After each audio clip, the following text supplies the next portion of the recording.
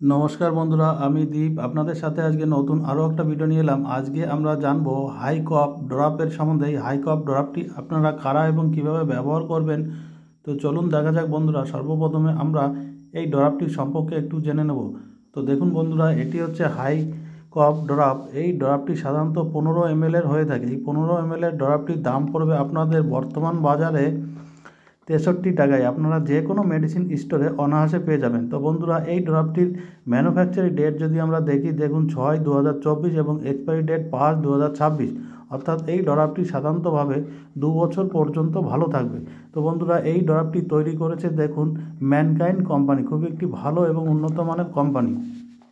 তো বন্ধুরা, এই ড্রপটির কম্পোজিশন যদি আমরা দেখি, দেখুন হাইড্রো অক্সিজেন হাইড্রোক্লোরাইড 6 mg। তো বন্ধুরা, এই ড্রপটি সাধারণত ছোট্ট বাচ্চাদের জন্য ব্যবহার করা হয়ে থাকে।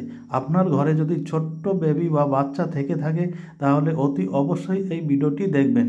তো বন্ধুরা, এই ড্রপটি ব্যবহার করা হয় সাধারণত 2-3টে কারণের জন্য।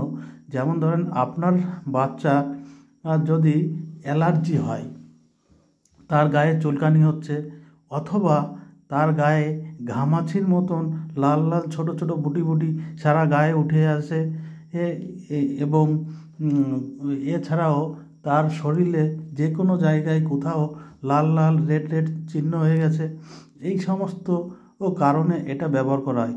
বা অ্যালার্জি অথবা তার ঠান্ডা লেগেছে, যার জন্য এই ড্রপটি ব্যবহার করা হয়। তো বন্ধুরা, কিছু বাচ্চা আর জন্মের পরপর থেকেই দেখা যায় সারা গায়ে রেড রেড ঘামাচির মতন হয়ে গেছে। সেই ঘামাচি বা অ্যালার্জি অথবা স্কিনে যে কোনো জায়গায় র্যাশ হয়ে যাওয়া, রেড রেড হয়ে যাওয়া, এর থেকে মুক্তি পেতে হলে আপনারা অতি অবশ্যই এই ড্রপটি ব্যবহার করবেন। বিভিন্ন ডাক্তারবাবুরা এই ড্রপটি এই কারণেই প্রেসক্রিপশন করে থাকে।